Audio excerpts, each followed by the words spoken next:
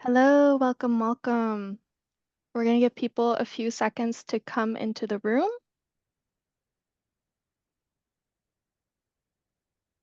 Good morning, good afternoon, good evening. Now, throughout the session, if you have any questions, you can go ahead and put them in the chat. We will be having a Q&A session towards the end. Yes, good morning from St. Louis. Thank you. Thank you, Crystal. Oh, do we have a question already, or is that a mistake here? Natalie, if you have a question, just go ahead and put it in the chat. And Sissy as well. Alrighty, so we're going to get started. So thank you for joining our webinar on building in-house capabilities for always-on change. I am delighted to present to you your host for the day. So that's going to be Nellie Wartoft, and she is the CEO of Tigerhall. Without further ado, I'll let her go ahead, and at the end, we'll answer all your questions. Amazing. Thank you, Julia, and great to see all of you here. Hi, Brian. Hey, Natalie. Hey, Vanessa. Good to see you from all over the country. Good morning to those on the West Coast and happy lunch to you on the East Coast. So we're going to chat about building in-house capabilities for always on change, which is very much the reality I know many of us are living in today. It's change never stops. Change is the only constant. So how do we manage this? And a common question and discussion that we have in the Executive Council of Leading Change and that I have with our customers are around like, do we just keep throwing consultants at the problem, or do we actually start building in-house capabilities to manage this always on, right? So I will be speaking a little bit about that, about the consultant angle.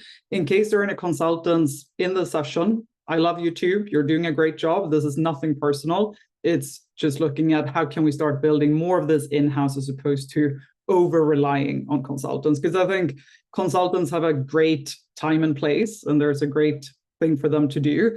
But I do think we're seeing a very strong over-reliance on them in areas that we probably should be doing in-house instead when we know our companies better many times than they do. So with that caveat, let's go ahead. Okay, so where do we stand today? It's 2025, and Gartner went out and asked company CEOs and asked CEOs, are you currently undergoing transformation? And how many CEOs of companies do you think said, yes, we are currently undergoing transformation? More than 85%. So I think it's fair to say that pretty much everyone is going through a transformation right now. If it's one, if it's 10, however many it is, but it's a lot of transformation happening. And it's interesting when we look at how many initiatives are taking place per enterprise per year and how quickly this has changed. So 10 years ago, it was like 1 or 2 initiatives in an enterprise every year. That has very quickly gone to more than 7 initiatives.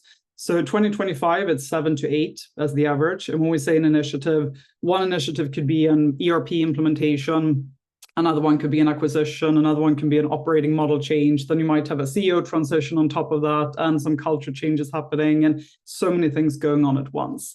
So I actually wanted to start with asking everyone the question and get a first poll up to see in this audience, how many initiatives do you currently have going on? So again, like one could be an ERP implementation, another one could be an acquisition, like it'd be like different types of initiatives.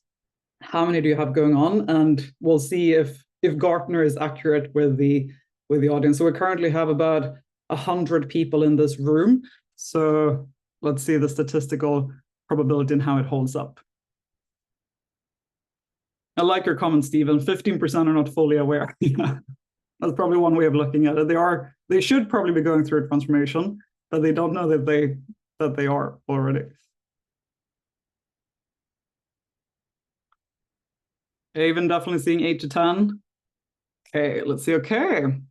So it seems to be a bit of like divided. It's either 3 to 6 or 10 plus. So 36% of you have more than 10 initiatives going on. That's a lot. And I know many have like 12, you have 20, 25. Those of you who have 10 plus, feel free to put in the chat, how many do you have? Let's see if there's, and I know someone that has like 145. So let's see if there's someone like at that level in the session. Feel free to put in the chat how many you have going on. 30 plus for Stephen. They're definitely not in the 15% that aren't fully aware. 20, 30, yeah, I can't even count all of them. 25 plus. Yeah, it's a ton, right? So I think Gartner probably underestimates this. And when we look at the people who are working with this full time, we do see a lot more. So there's a ton of change going on, right? And it's always on. So what we're seeing is this kind of velocity change that is leading to a model change. So when we looked at 2010, this is what most companies were going through, and most change leaders were having this kind of reality. You had the time to start one initiative, you could see it through end to end, you could bring in a few consultants, work with them. There was a nice project plan that you could follow. To now, I assume most of you would be on the right side. If any one of you is still on the left side, do let me know and how you're doing it. Yeah, like missing those 2010 days, right? Like that was great. Now it's more like this kind of view. So it's overlapping, it's never ending, it's different initiatives all the time going hand in hand and just overlapping constantly. So there's no end in sight, right? And with this kind of velocity change, we cannot have this old kind of linear way of driving change, right?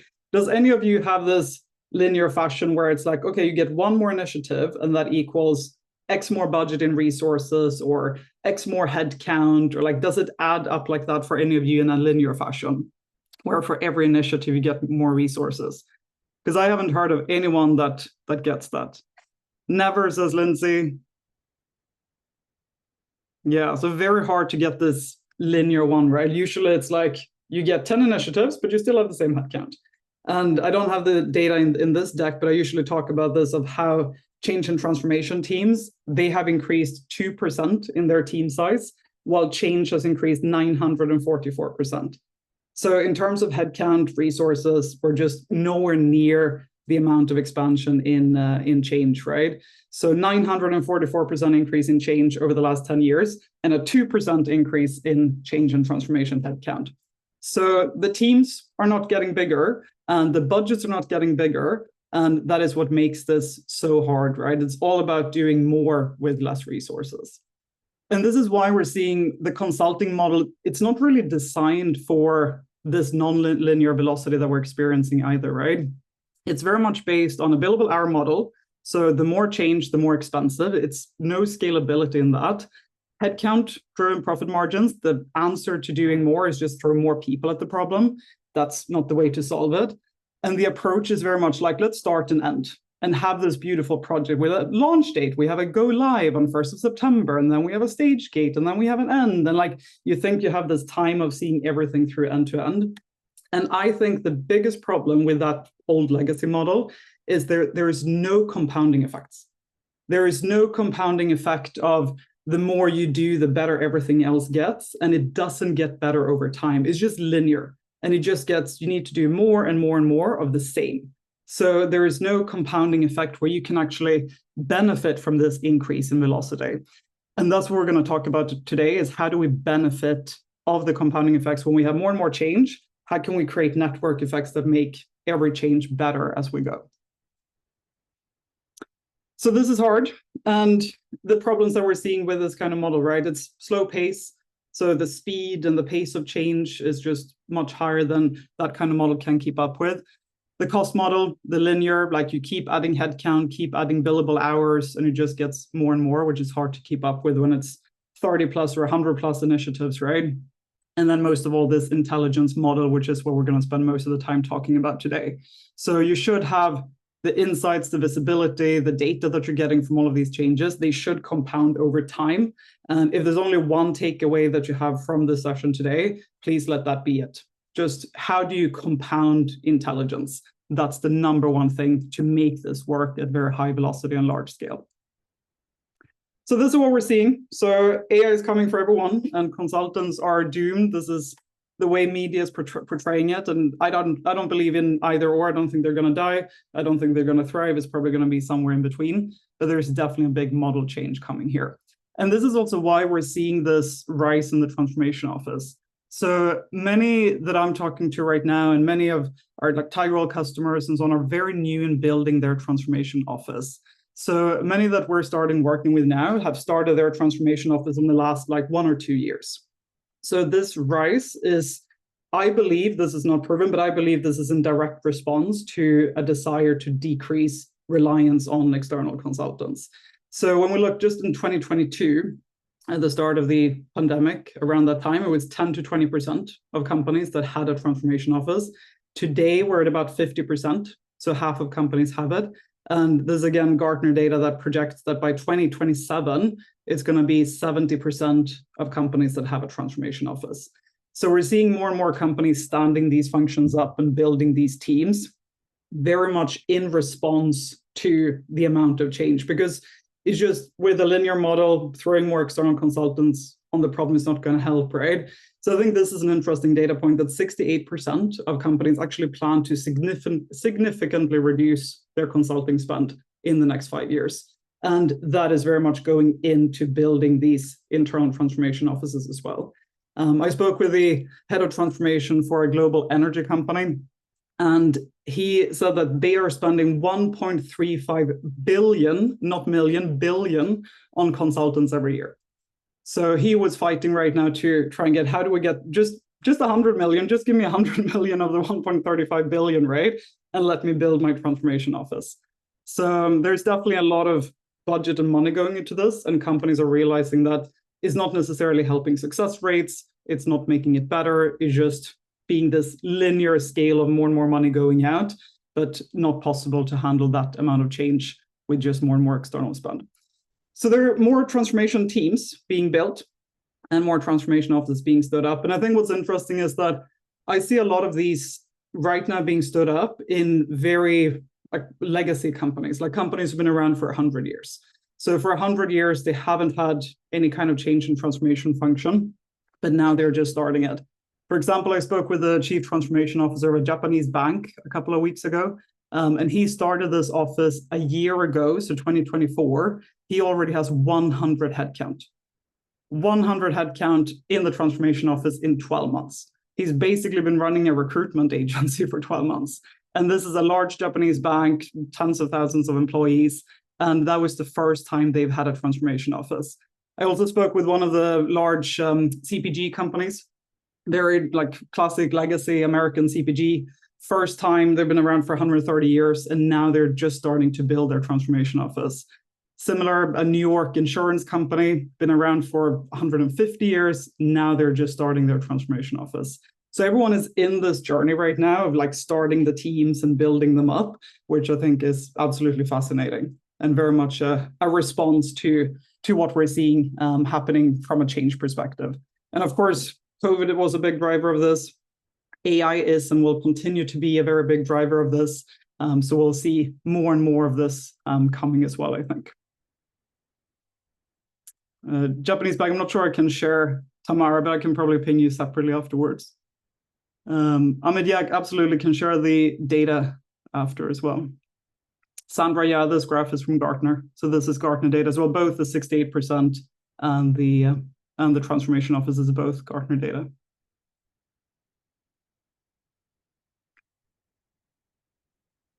Yes, thank you, Emmeline. That's a very good question. Thank you for bringing that up. Because when I talk about consultants here, very important differentiation, these are primarily the big four, the SIs, the MBBs, like the big, what I call mass-produced consulting. So that's what we're referring to here, not so much the independent contractors. So independent contractors tend to be seen more as staff augmentation and more like temporary workers in a sense, as opposed to like the big consulting firms. So the ones that we're talking about here and also that this data refers to are the Deloitte's and McKinsey's and Accenture's, and it's those kind of firms. So yeah, you're absolutely correct. I was speaking about this in front of ACMP as well about half a year ago, and ACMP has a lot of independent contractors, right? So everyone was freaking out and was like, am I going to go away? Like, what's happening? Like, we're doing so much great work. And then when I clarify, then they calm down a bit. So thank you for bringing up that clarification. It's absolutely the big mass-produced, throw 30, 27-year-old MBA fresh grads onto a project, that type of consulting. Indeed. Okay. So when we're looking at these transformation offices and setting them up, there are three things that we want, right?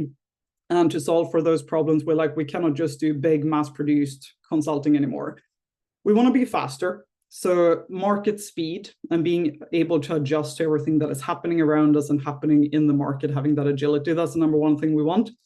We want to do it scalably and have a lot of scalability in the model. So having this resourcing model that has a lot of economies of scale inside it, right? Like not this linear fashion, adding headcount, adding billable hours. How do we do it more scalable?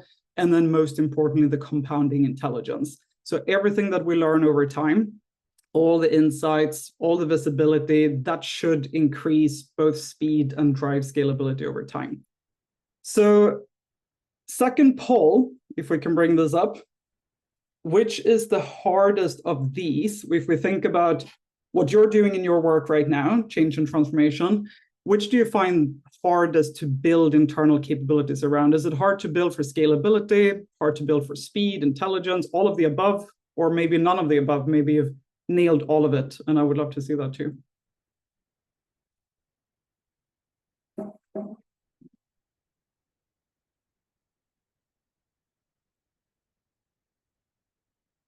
Thank you, Matt, for sharing that link. That's great.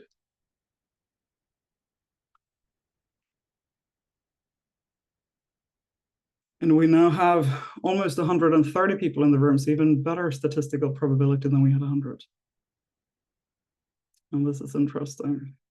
If we get a few more responses.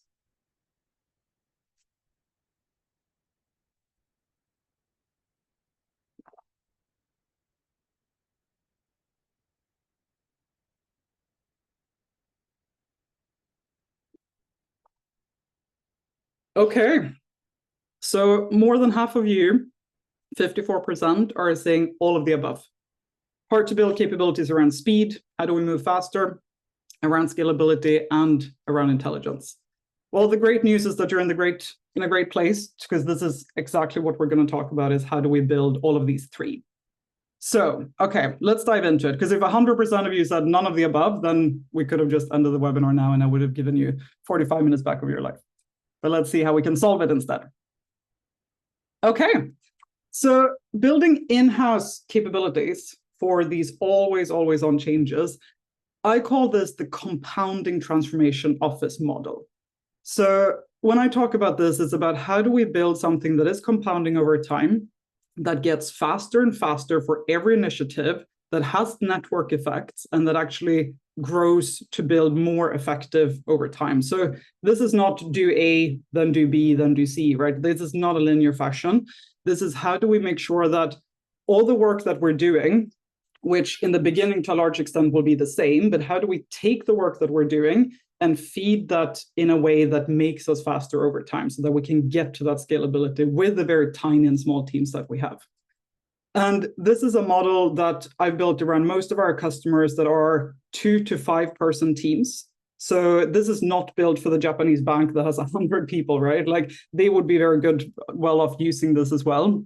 But just so that if you see this and you think that, oh my God, we're like 2 people in the team, there's no way we can do this. I just want to start by telling you, you can absolutely do this, because this is built for that team size of 2 to 5 people, which is mostly kind of the teams that we work with. So, but if you do have 30 headcount or 100 headcount or 400 headcount, then you can do even more across these 3 areas as well. Okay, so how do we create this flywheel effect in change and transformation work?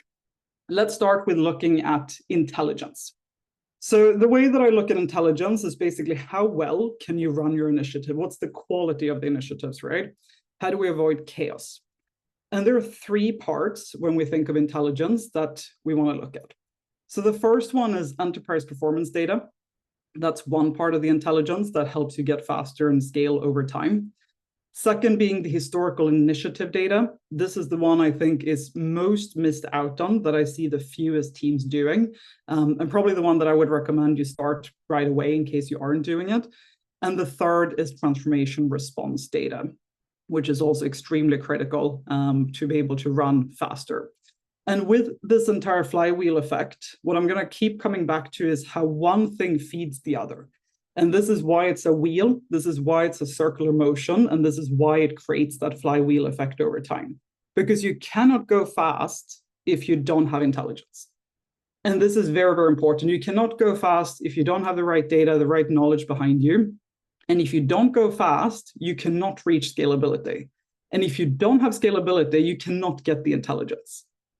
So you see how they all feed each other. And this is the key thing from today is how do we make them feed each other? Because you cannot have one without the other. So if you try running super fast, but you don't have any knowledge, any data behind you, that's just going to equal chaos, right? And then it's going to be really hard to do that at large scale without adding more headcount and resources. So everything kind of comes back to how do we make them work together? So when we talk about these three areas of intelligence, enterprise performance data, what is included in enterprise performance data?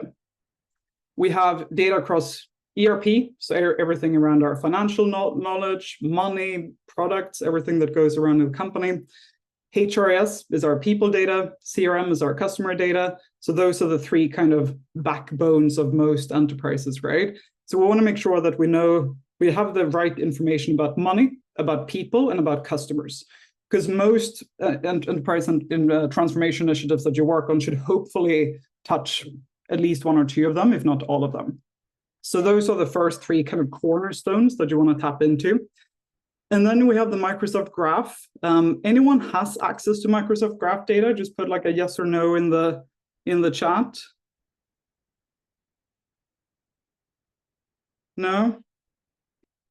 So this is a good one to tap into as well. This is make a friend in IT and ask how much access you can get. Microsoft, as you probably know, have 90-95% penetration rate in companies. I assume that many of you would be on Microsoft. The Microsoft Graph API is basically looking at all the things that are happening in your Microsoft suite. So think every SharePoint document, every email, every chat message. If you have 100% access, you can literally read your CEO's emails. And those emails are probably a lot more boring than you think they are, but that's the level of access that you can get. So you can probably get some level of access. Sometimes it's, you need to mask the data. You need to make sure it's not personable, identifiable information and things like that. But you can chat with IT and ask how much can you get. Support systems, so these could be ticketing systems, could be things like ServiceNow or like internal help desk or even like customer support systems, workflow tools. So this all depends on like what's the initiative that you're driving, like what would be the relevant systems that you want to get access to, right? So those are some of the enterprise performance data side of things. Historical initiative data. This is the one I think most are bad at collecting because they think it takes time. And this is where I highly recommend to take 2 steps back to take 5 steps forward if you actually spend time on documenting your historical initiative data. So this is looking in the past and seeing time to launch, what was the stage gate speeds that you had in the past, like just looking historically and learning from your past work. Adoption rates per audience gives you a good idea of where to start. Different stakeholders, how they're behaving, what were the previous sources of resistance, what were the success drivers, and many of these are overlapping with the transformation response data. So when you look at like initiative responses and like how are different audiences adopting different areas, what are different sources of resistance, sentiment analysis across groups, what are the workflow actions that they're taking, and so on. So the transformation response data feeds into the historical initiative data, right? So collecting all of the response data and then being very intentional about documenting it and these are the concerns and blockers or the previous sources of resistance that we had, and then documenting that for being faster the next time you do things. So out of these, another poll for you, and unfortunately the last poll, I think, which one of these do you currently collect? I think we should have a poll on this. Sorry, it's coming up. All right, there we are.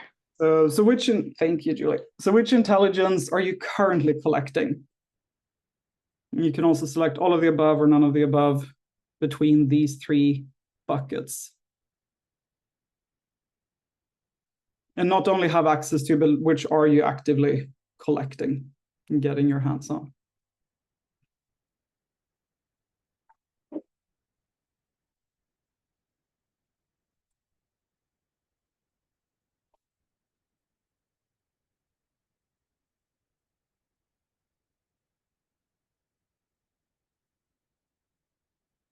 Absolutely, Stephen. That's a good call out. Prep yourself for a conversation with secure and IT team, because that's why it's different levels of of security of the graph data. And most end up getting like, say like 20, 30%, like the first time you ask.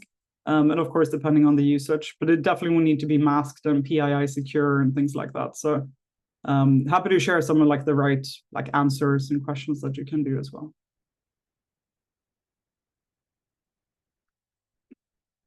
Okay, very healthy mix. So we have 10 people who collect all of the above. Big 5 stars to the 10 of you, that's great. We have 25% who are not collecting any of the above. So 25% of you are not getting any of it, and then the rest are a little bit, they're fairly mixed between enterprise performance data, historical, and transformation response data. So that's great. Okay, so very well spread across the audience. Thank you. Great. So those are the different types of intelligence that we want to look at. And there are different ways of collecting them. And I'm always happy to spend more time one-on-one on like, how do you have that IT conversation? What exactly should you ask for in the API? How do you connect it to the right data lake and so on? So always feel free to reach out and with any questions that you have, and we can chat more about it. The most important here is how do we feed this back into historical initiative data, right? I see many people don't spend as much time on logging it and storing it so that they can actually learn. So intelligence is very much where we start.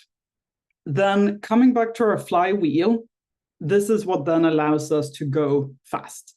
So speed, right, is how quickly can we move from start to finish on a single initiative. So think of speed as like the race car, and then scalability is like the entire autonomous system of all the race cars on all the roads in the entire city. But if we start with speed, just how do we go quicker in one single initiative? 3 things here, and you'll see how the intelligence feeds into these 3. First one being the time to launch. How do we get quicker to get something off the ground? If some things are changing, like if you're doing an AI transformation, it's changing every week or every day, right? What is coming out? You cannot have a 6-month time to launch before you go live with that initiative. So that's one. The agility and course correction, not having a 90-day delay on getting feedback and understanding what's going on. That's a very big aspect of speed. I still see so many teams getting like a 90-day delay on like actually understanding what happened 90 days ago and why did that not go as planned. And then that's going to be very hard to move along in the initiative, right? And then also the AI and workflow automation for the work that the change and transformation teams are doing. So that's another aspect of speed, right? So we can go fast by launching quicker and then going through it quicker, getting to success quicker because of that agility and course correction. But then we can also do our work quicker with AI and workflow automation. So if we look across those 3, and let's start with bringing back the intelligence aspect to just see how do they feed into some of these different areas? How do we actually leverage that intelligence that we've now gotten? So if we start by looking at time to launch for initiatives, for example, take a few combinations, and this is to give some examples of how you can use these different sources of data. So take your launching a change in how you do a quotation, for example, for a customer, say a pricing quotation. And all the commercial teams, all the sellers need to know this, right? A good way to look at this is then, okay, you take the CRM data, which looks at what is the adoption beforehand, how are people doing it right now, so you can understand existing behavior. Look at previous sources of resistance, and then pair that with who are the influencers in the sales team. So this is what you should have from historical data, right? You should know who are the influencers, who are the champions, who's influencing who within the sales team, who are the sellers that we should tap into for certain initiatives. So those are some things that would allow you to launch faster. You know who to go to right away. You know what to address. Because people, when it comes to like resistance and concerns and things like that from people, one of our learnings is that it doesn't actually change that much over time. So when you log things like what were the sources of resistance, what were the concerns in the last initiative, let's say it was job security. That's not going to change as much in the next initiative. People tend to be concerned about the same things over time because it's deeply rooted to their values and their subjective life experience and so on. And those don't really change because there's a new change initiative. So the more you can bake in the sources of resistance, the previous concerns and blockers ahead of time before you go launch, that will save you a lot of time once you're live in the initiative as well. So look back, see who are the influencers, and then the CRM data points that allows you to connect all of those to launch an initiative faster to that specific group of sellers. So that's one. If we look at agility and course correction, how can you be faster in an initiative? Take your running a merger, for example, and then you have Microsoft Graph data, and you can see that you're merging two systems and you want to see what are the adoption rates in different audiences. You can then run a sentiment analysis from the Microsoft Graph data to understand the sources of resistance that then maps to the different adoption rates across the different audiences. So you can combine these different data points to then see, okay, actually people are really concerned about this part of the system, or the fact that this is the culture of the other team and they don't really work well together, or these are the communication issues that we're seeing. So you can bring that up from an agility and course correction perspective as well. And there are many different ways of combining these, but that's one thing that you can do with a Microsoft Graph as an example. And another example, if we take AI and workflow automation, let's say you're working on an ERP implementation. And if you take the ERP implementation and then see a specific workflow, let's say you're implementing a performance management module, and then you can see what are the different adoption rates in different audiences in that performance management module. So that's data that you get from the ERP. Pair that with the workflow actions when people are starting it, and then pair that with the concerns and blockers, and you can actually then create specific support, reinforcement, content, nudges, and so on that drives adoption rates for specific audiences with specific concerns and blockers. So being able to automate triggers, like when they start a specific workflow, that's when they get a specific communication or a training based on the concerns they have, that's the kind of communication they're getting, and so on. So that's another way of how you can use the intelligence that you have to drive the workflow automation. So again, everything comes back to the intelligence. And that's why these three areas, if you don't have historical initiative data, if you don't know what's been working well in the past, really hard to be fast when you're launching. If you don't have transformation response data, absolutely impossible to do course correction. And I still see teams that throw everything out into a black hole. They just go and launch something, and then they don't see what's going on, what's happening underneath. They don't get that transformation response data. And then 1 year later, they realize, oh, like this is actually not sticking, or people are not adopting it, and they just don't have those live response feedback loops. So that makes it very hard. So you need transformation response data for moving fast when you're in an initiative, and then all of the data when it comes to automating your work. So if we take some examples across these three, when you look at the time to launch and you look at the historical initiative data that you have, it tells you where and when to start, because many times you should start with a specific audience before going on to the next. And like, how do you roll out an initiative? So you can save a lot of time just by going to the right people at the right time. And with that comes understanding who are those early adopters, who are the champions, who are the influencers that we could leverage, and designing those plans with the past concerns, blockers, and success drivers in mind. Because again, it doesn't really change as much between initiatives. Someone is concerned about job security last year, very likely still is this year. So you can leverage those data points when you're designing your communication plans, your training plans, your stakeholder engagements, and just look back and see what happened in the past. When it comes to the transformation response data, a few things here, like you need those adoption insights. So coming back to intelligence, that's where you connect the enterprise performance data. If you're doing an ERP implementation or any kind of technology implementation, this makes it easier, right? Because then you have those data points.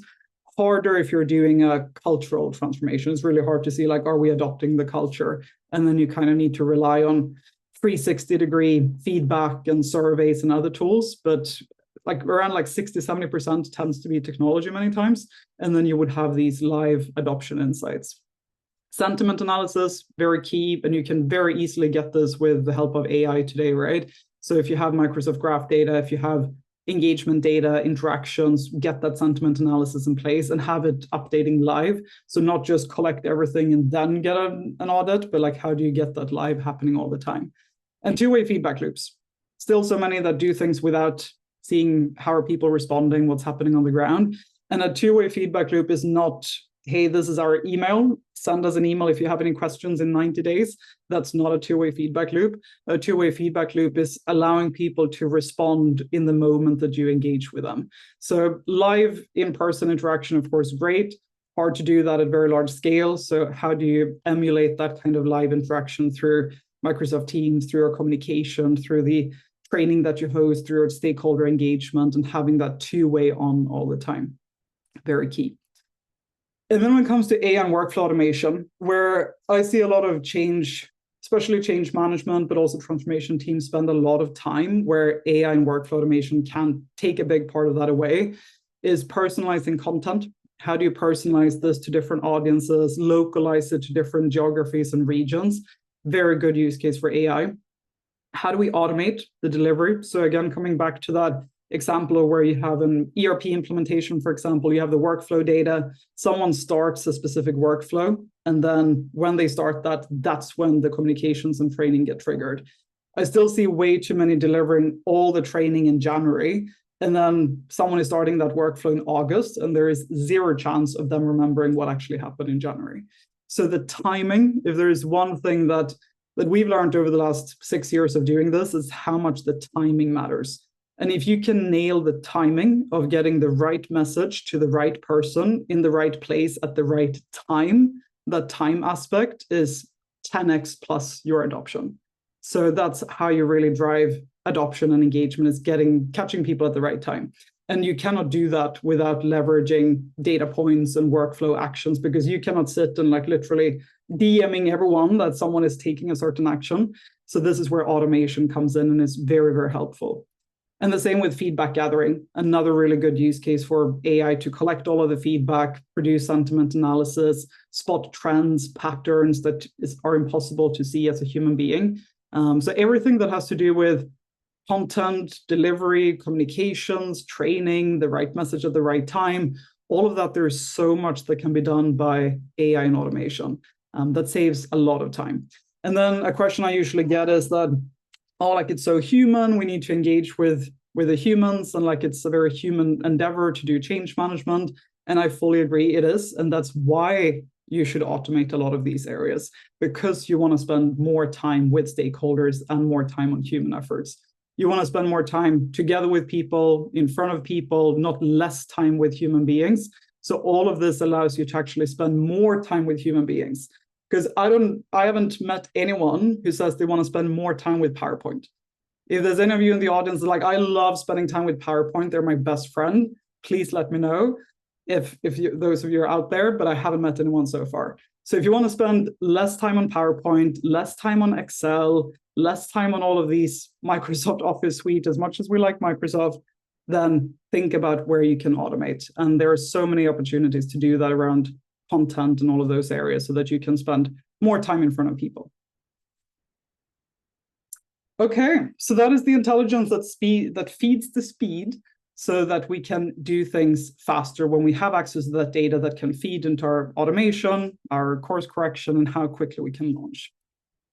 Now looking at, we're still 2 to 5 people, right? So we cannot just run faster and faster and faster and do all of this simultaneously. So how do we build scalability? And the way that we define scalability is how many initiatives, teams, processes can you run in parallel, right? So many of you said you have 30 plus initiatives, 40 plus initiatives. Some of you cannot even count how many there are. There are just too many to count. How do we put scalability in that? And there are a few things here. Portfolio view and control. Many of you know this. I know want this as well. So how do we get there, and how can we be a bit harsher with having that air traffic control power? Because again, if you don't, very hard to capture intelligence, right? Network effects. Every initiative should add value to the next one. This is a big miss that I see. Every initiative, oh, let's start from scratch. There's a new change impact assessment. There's a new stakeholder analysis. There's a new plan. Everything is built from scratch every time. I still see a lot of teams doing this. And instead, how do we actually build on top of the previous ones? And that also goes with pattern recognition and repeatability, right? And again, what makes this very powerful is that the better scalability you build, the better your intelligence. Because if you do all of this with speed, right, but you have 1 or 2 things, you don't really do that big of scale, you're not getting as useful intelligence as if you're doing this at a very large scale. So that's why the better your scalability, the better your intelligence, the faster your speed, and the better your scalability, the better intelligence, the faster the speed. So this is how that compounding effect works, right? And how the flywheel effect comes into place. So for those of you who are familiar with like product and like the flywheel effect in product, there's a flywheel effect in marketing. Have a look into this concept because it does really work for transformation as well. So if you look at scalability, portfolio view and control, it really starts with visibility. If you can't see it, very hard to scale it, right? And I see many having a standardized intake process, but then they don't have standardized health metrics. And this is challenging, right? Because then like you have one project that is viewed like red, green, amber in a different way than something else. And I know that this can be hard depending on how different the initiatives are and so on.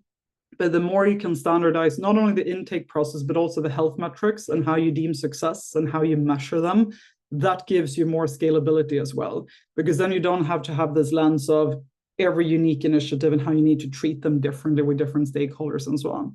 So not only intake process, but also the health metrics. And the big benefit of having this central view, right, and why I think you should push for it much more than I see many teams doing. And I know it could be hard, you have decentralized change and so on, but just having one view, even when it's decentralized, where everyone works together, because otherwise it's impossible to get a load view, for example, and seeing how much change is happening in different teams in different parts of the organization. What's the impact on different parts of the organization? What's the progress we're making? You cannot just have fragmented Excel sheets. So I know there are many arguments for like, oh, it's so hard and like we cannot just have everything go through one. But the point here is not to have the transformation office or central team run everything. It's to have visibility of everything. And I think that's an important distinction. I sometimes talk about the captain and the ship and the ocean. And so many change leaders think that they're the captain of 200 ships, right? They need to run every single ship and be all over all the ships and steer them and so on. But actually, I think you're the ocean. You should be the ocean. The captain is the business unit leader running that initiative. The ship is the initiative.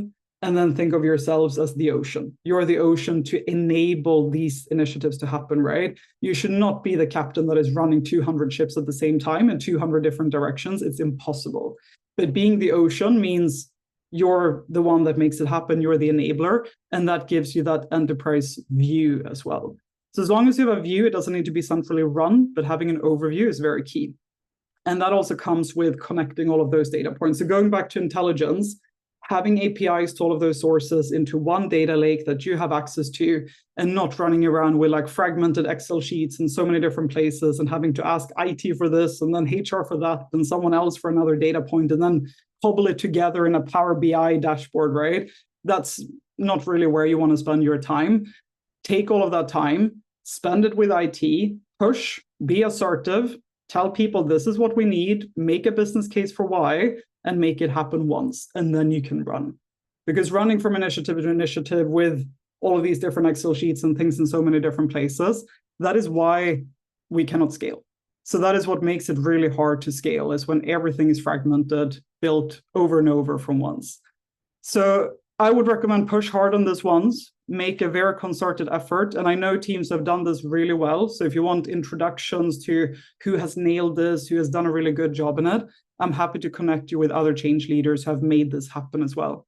So feel free to reach out to me and I'm happy to make those connections. Network effects. This is where we want to make sure that every initiative adds more to the next. So what are you collecting in every initiative? You're collecting a ton of stakeholder intelligence and relationships. Don't let that go to waste. And again, humans don't change as much. So I think what is one of the funniest things in this space, right, is that there's so much change going on and everyone is changing all the time and there are so many initiatives, but humans don't change. So if there's one thing that doesn't really change, is actually humans and their thoughts and behaviors and values. So the benefit of humans not changing, and especially senior stakeholders don't change that much. They tend to be pretty set in their ways, but you can learn and you can then collect that data, collect that stakeholder intelligence. So the next time you know exactly how to work with different stakeholders, who's influencing who connects the dots and what do those stakeholder maps look like, right? So that's one thing you're collecting that should lead to network effects.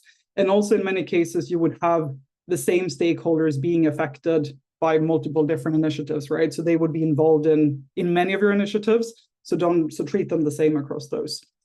Same with audience data. So everything around how audiences are reacting, again, their concerns, how they respond, their communication preferences, all of that should build up. So you should know what works best in your culture. And this is, again, what consultants can never do, right? Like bringing in an external consulting firm, they will never know your company as well as you do.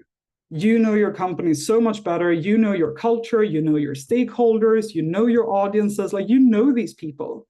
And there is one company that we work with where the head of change management comes from being like 30 years in the sales team of that organization. And now she's running a big commercial transformation, right? She knows every single seller. She knows everything in and out about how they operate and the culture and how it works. There's no way a consulting firm could go in and do that better.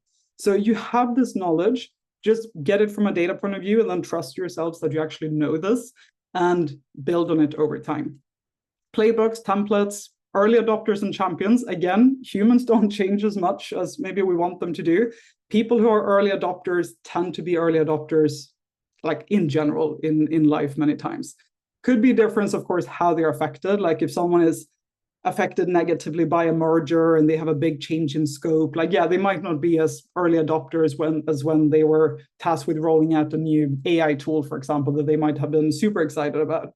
So it could change, but people who are very engaged, very ambitious, very bought in, big champions tend to be that as a personality trait. So those are also things that you should be able to collect and then use across many of your initiatives. Pattern recognition, so very straightforward, like comes from like knowing what works and then doing it again, right? I think the biggest thing here is having those intentional reviews. I don't think many have them as much as they should, or what would be beneficial to them to have these intentional reviews where you're setting aside time.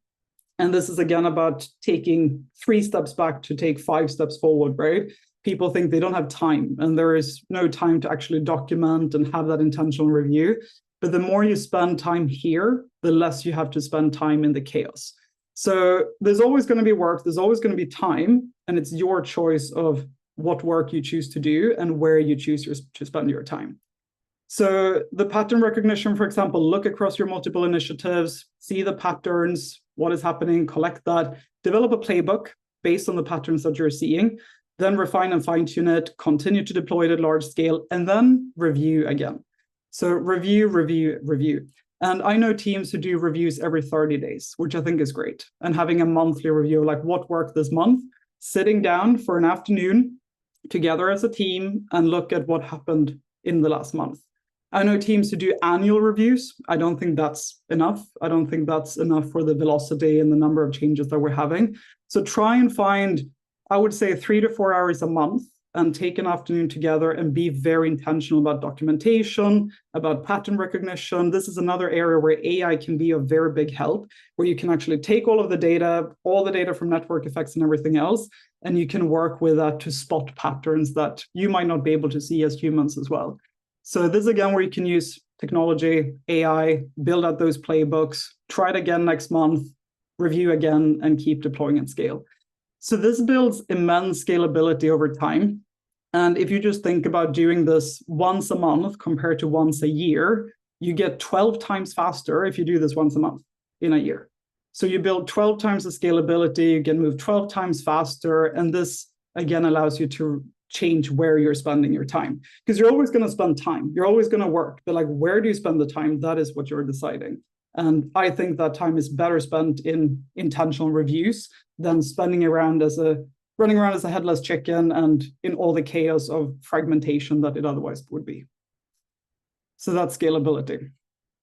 So coming to a close of how we tie them together, getting the intelligence to move faster, to drive scale, and then that scale itself drives intelligence. So I'm going to end with 3 examples, and then we can move into questions as well. So feel free to put your questions in the chat or in the Q&A. So let's start with looking at, you have enterprise performance data. Enterprise performance data could then feed into AI and workflow automation that feeds portfolio view and control that then feeds intelligence. So imagine, take the ERP example, right? You're doing an ERP implementation. You know how people are working in the ERP, the workflows, the actions they're taking. That allows you to automate your communications, your training, your engagement based on where they're at in their adoption journey and the actions they're taking in the ERP. That feeds into your overall view of adoption and how people are moving across the ERP implementation initiative. And that feeds back into your enterprise performance data. So this level of scalability, when you have that portfolio view, actually allows you to then improve the ERP data that you get as well, which allows you to automate even better. That gives you a better view. So 3, connecting. Next one, historical initiative data. You know what worked in the past. That allows you to reduce your time to launch for new initiatives. And then you can start spotting patterns, and you can recognize patterns, see what works. All the pattern recognition, all those intentional reviews feeds back and continues building your historical initiative data, right? So this is a bank that builds over time, and the bigger it gets, the faster you get. So the more historical data, the more reduced time to launch, and then you can spot more patterns and continue building your intelligence. Third, transformation response data, seeing how people are reacting, what they're saying, what they're feeling. That gives you the ability to be agile and to course correct when you understand that, oh, this is why Mexico aren't adopting it, and why Brazil is ahead, and why we're seeing this obstacle in Canada. Like, this is why we should change some of the things that we're doing now, not in 90 days, because we have that transformation response data. That leads to network effects, because now you get to know your audiences better. You know what their concerns are, you know what they're thinking and feeling, and who's adopting first and last. And then that feeds into even better transformation response data that allows you to course correct, that builds network effects, that feeds into transformation response data. So it all compounds over time. So when you start doing this, it will feel like, oh, like, where do you even begin? And like, how do we get going, right? And there's so much to put together here. But there are a few simple things that I would recommend as first steps. Very, very simple, that doesn't require anything, is just starting with those intentional reviews of pattern recognition. If you have 10 initiatives or 30 or 130, there should be patterns that you can spot between them. So just intentional learning and reviews is by far the simplest first step that you can do. And that starts building your historical initiative data bank. And that then allows you to launch faster and do things faster and automate workflows and so on. So that's one place to start, is just to start with that review. Second step, I would say, is getting more of your hands on this. So have that conversation with IT, prepare the cybersecurity questions, and have that conversation around what are the data points that you can get. Can you connect it to a data lake? And how can you get more of the enterprise performance data? Because that's what's going to allow you to do more workflow automation and give you more of that portfolio view and control as well. So conversation with IT being the second one. And then third, just looking at how can you be faster on the transformation response data? Like, are there feedback loops you can do faster? Can you improve them? Can you collect better? And moving that data into the other areas as well. So some easy place to start, just like building historical initiative data, getting the enterprise performance data. How can you move faster on this? And overall starting with intelligence, because intelligence is what feeds everything else. So starting with going super fast on launching, for example, is going to be hard to do if you don't have this. So I would recommend starting in this bucket that then feeds the speed. And only when you have the speed will you be able to then free up time to spend more time on building the scalability as well. And then once you have scalability, going to feed intelligence even further. So initially, it's going to feel like we're just doing the same. We're doing the same over and over again, and it's not compounding. I would say the compounding effects that teams who are following this model usually see start happening after 9 to 12 months. So you need a bit of patience. You need to understand that there's not an instant cure. It will continue to be chaotic and messy, but ultimately you will build this in-house muscle and this in-house capability of actually running tons of change at very large scale in a very smart way without burning out, because you've built this compounding transformation office model. So that's how we think about in-house capabilities for always on change, and without relying on a ton of headcount, a ton of consultants, a ton of resources for starting to building this muscle in-house. So that's the concept that I wanted to share with you today, and something to take away and think about. And everything that I mentioned, always happy to spend more time, answer more questions, make connections to people who have done it well. Feel free to reach out to me. My email address is here. And I'm happy to take, I think we have 5 minutes for questions. So let me know if there are any questions. Here we can start with one that was earlier on. So Lindsay would like to know, for intelligence and getting more intelligence from the rest of your organization, what are your recommendations for a very siloed organization where units hoard their data and will not provide enterprise performance data or historical initiative data, even if they have it? But you do have those transformations that span those silos. So when it's siloed and you have like, it's different, it's not like one central one. So is that the question? Yeah, so basically, like, how do you make that if every unit has their own data and you're working with all these different units, but they don't want to share that data, how do you get rid of those silos where data is not shared? So if data is not shared, then I think the problem is much bigger. If people are unwilling to share data across the organization, if it's decentralized and separate, it's still easy to pull into a data lake. You can still get APIs. You can still feed from many different parts. Like I know a company, for example, it's a pretty much a conglomerate, right? And they have 17 different HRS systems and 11 different ERPs, and everything is all over. Doesn't really matter if it's different systems. You can still feed it into the same data lake. So technically, there is no issue. But culturally, to what the question is around, like if they don't want to share it, then that comes back to like one thing I always say, like push harder, be more assertive, and like you need this, and make the business case why you need it. And as with everything in change, right, like make the business case of why it's important for them, why it's beneficial for them, and then escalate, go to their bosses, take it to the CEO if you have to. Because if you cannot run a transformation that is very important to the CEO, if the people are blocking you from getting data, then that shouldn't happen. Because yeah, technically not an issue, but culturally you might have to escalate that. And I would say push. Like I think many change and transformation leaders I speak with are like they have almost like too much respect for like IT and for different colleagues. And it's like, make your case, like you're doing great work, like go push and like get what you need. And because that's what other departments are doing, right? Like everyone is pushing and politicking to get to what they want. So make the case and be assertive and push hard and try many times. And that's helpful. Here's another question from Lauren. Why did this change explosion happen over the last 10 years? And is the only option then to adapt to it, or should we actually try to make it slow down? That's a really good question. Thank you, Lauren. So I think there are a few contributions to it, like why this has happened. COVID was a massive accelerator. And we see that in the data as well. And like Gartner's data shows that too, that when COVID came around, suddenly everything tenfolded, right? Because you already had change going on before COVID. It wasn't like in 2019, no one was doing an ERP implementation, right? Like people were still doing ERP implementations, but then add COVID to it.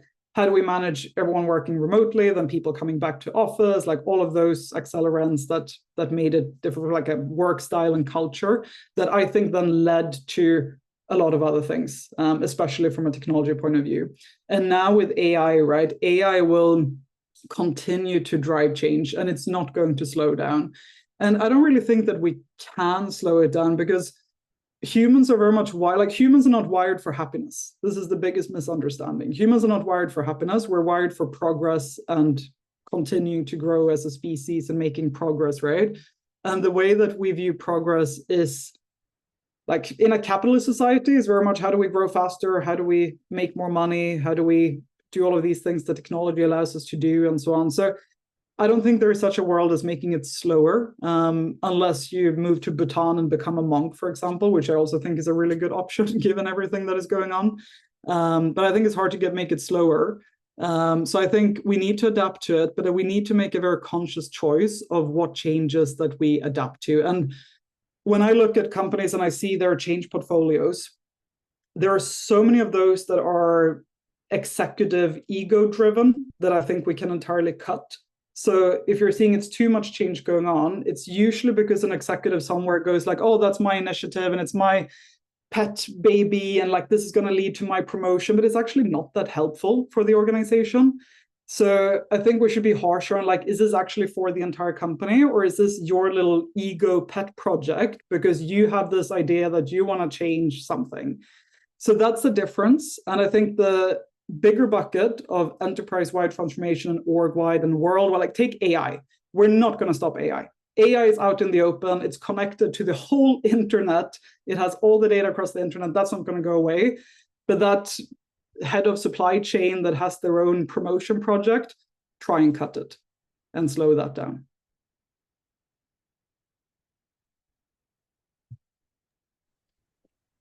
Do we have time for one last question? And then I guess we'll wrap up. Yeah, can do that.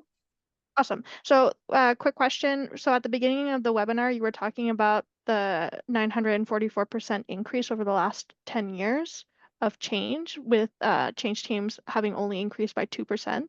What are the sources of those two statistics?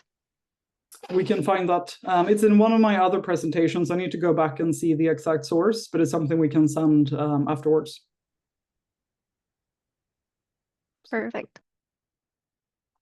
I just wonder, like, Christina's a good question as well. What skills and competencies should the team look to hire?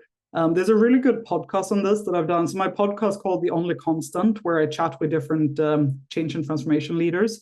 There's a good episode with Roger Guerrero. He's the head of strategy execution for Merck, for the pharma company Merck. And he has this really good episode on the skills and competencies to look for. And he makes this analogy with Sherpas in the Mount Everest and things like that.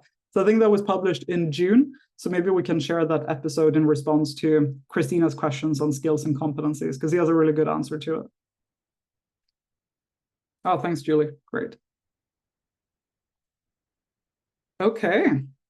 Well, thank you so much, everyone, for taking time. I'm always happy to chat more one-to-one. Feel free to reach out, and any questions and connections to people in the industry, like, feel free to reach out. I'm here as a resource for all of you.